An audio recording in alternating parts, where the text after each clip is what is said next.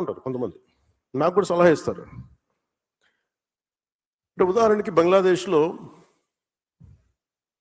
అక్కడ హిందువుల్ని చంపేస్తున్నారు, దీని మీద కూర్చొని ఇప్పుడు నేను ట్వీట్స్ చేస్తుంటే కొన్నిసార్లు, ఇప్పుడు లేదు కానీ కొన్ని సందర్భాల్లో నా దగ్గరికి మనకెందుకు సరే అన్నీ అంటారు. అంటే నువ్వు భారత రాజ్యాంగం మన ఎంపీస్ ఉన్నారు, మనం ఉన్నాం, భారతదేశం రాజ్యాంగాన్ని కట్టుబడి మనం ప్రమాణం చేస్తున్నామని చెప్తాం. అలాంటప్పుడు భారతదేశంలో ఉన్న ప్రతి ఇష్యూ మందే. అది ఎందుకు కూడా చెప్తున్నాను, ప్రాక్టికల్ కూడా ఎందుకో చెప్తున్నాను. అంటే ఉదాహరణకి అంటే నేను ఇదేదో ఒక చప్పట్లు కొట్టించుకోవడానికి లేదంటే basically we have to understand this part. గతసారి మనం బందర్కి వెళ్ళినప్పుడు లేదంటే తెనాలికి వెళ్ళినప్పుడు కొన్ని సందర్భాల్లో మన 2018, 2016లో చాలామంది ఏం చెప్పేవాళ్ళు అంటే, ఉదాహరణకి గోల్డ్ పార్క్ వెళ్ళాం, మన బందర్లో గోల్డ్ టెక్ పార్క్ అది బందర్లో చిలుకలు రోల్ గోల్డ్ చేసేది. అలాంటి చోట్ల వాళ్ళు ఏమంటారంటే, ఉదాహరణకి మనకి తెనాలి నుంచి వీళ్ళందరూ వచ్చే కూడా చాలామంది స్వర్ణకారులు వెస్ట్ బెంగాల్ నుంచి చాలా చీప్ లేబర్ వచ్చేస్తున్నారు సార్, మాకు ఉద్యోగాలు పోతున్నాయి, మాకు ఇదివరకు లభించినందుకు ఉపాధి రావట్లేదు. అప్పట్లో మనకు అంత అవగాహన ఎందుకు, ఓకే రాష్ట్రం నుంచి వస్తుంటారు కదా దాని, కానీ ఎందుకు వస్తున్నారు ఏంటని చూస్తే మనకి బంగ్లాదేశ్లో ఉండే వ్యక్తులందరినీ రోహింగ్యాల గొడవలప్పుడు అందరిని తరివేస్తే, బర్మాలో కావచ్చు, అంటే మన నేబరింగ్ కంట్రీస్లో ఇంపాక్ట్, అక్కడ ఒక గొడవ జరిగి అక్కడి నుంచి వచ్చే మైగ్రేషన్ ల్యాండ్ లాక్డ్ కాబట్టి వాళ్ళు రకరకాల ప్రాంతాల్లో స్థిరపడిపోయి, అది ఈవెన్ మన బందరు తెనాలికి కూడా వచ్చేసినాయి అవన్నీ. అక్కడ స్థానికంగా ఉన్న ఉపాధి అవకాశాలు కోల్పోతారు.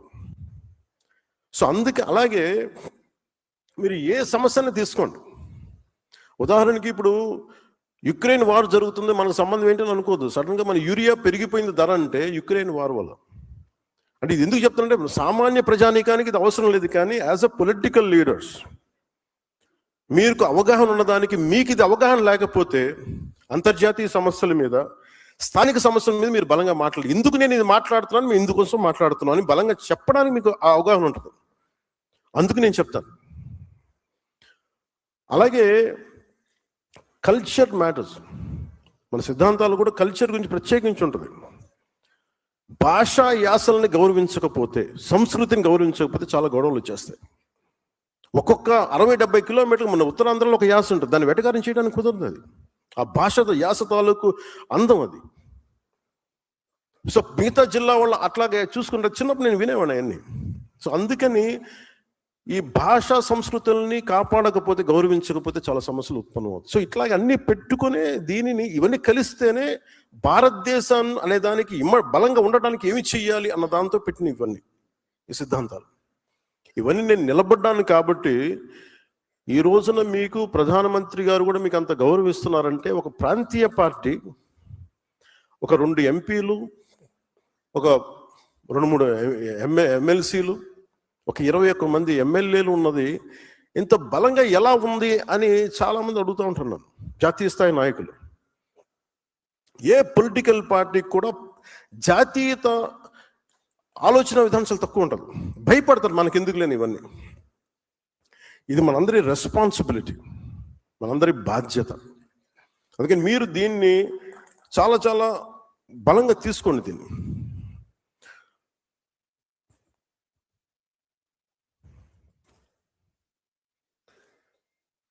భవిష్యత్తులో మనం ఏం చేద్దాం వీటన్నిటికీ మాట్లాడటానికి ఇంకొక 3.5 years టైం ఉంది. ఇంకా మనం చేయడానికి చాలా ఉంది. మీరు ఏ పదవి కూడా చిన్నది, ఏ పదవి పెద్దది అనుకోకుండా, ఉన్న పదవిని మీరు కనుక సమర్థవంతంగా నిర్వహించగలిగితే, మీరు ఇదివరకు విన్నారా ఒక పంచాయతీరాజ్ శాఖ ఇంత బలం ఉంటుందని, ఒక పంచాయతీరాజ్ శాఖ ఇంత కదిలించగలదని? It all depends who takes that role and responsibility with complete commitment. ఇది నాకు వచ్చింది కాదు, మీకు వచ్చింది కూడా. మీరు ఒక మెంబర్ అవ్వచ్చు, డైరెక్టర్ అవ్వచ్చు, చైర్మన్ అవ్వచ్చు. మీరు ప్రతిరోజు ఆలోచించాల్సింది ఏం చేయగలం. ఉదాహరణకి మాల కార్పొరేషన్ చైర్మన్, గతంలో అంబేద్కర్ మనకి విదేశ దానికి ఆపేశారు, లేదంటే ఇంకోటి ఆపేశారు, ఇంకోటి జరగట్లేదు. ఈ మాల కార్పొరేషన్ సంబంధించి మన విద్యార్థులకు, యువతకి మనం ఏం చేయాలి? చైర్మన్ గారు కూర్చొని, పెద్దపూడి విజయ్ కుమార్ గారు కూర్చొని ఆలోచించాలి. ఒకసారి డబ్బులు కనిపించవు, డబ్బులు లేవని, ఫర్నిచర్ కూడా లేదని కొన్ని పరిస్థితులు కొన్నిసార్లు ఉంటాయి. 2 కుర్చీలు, టేబుల్స్ తప్ప ఏమీ లేవు. కానీ ఏదైనా సరే వ్యక్తే వ్యవస్థ నిర్మిస్తాడు, వ్యవస్థ వ్యక్తులు నిర్మిస్తాడు.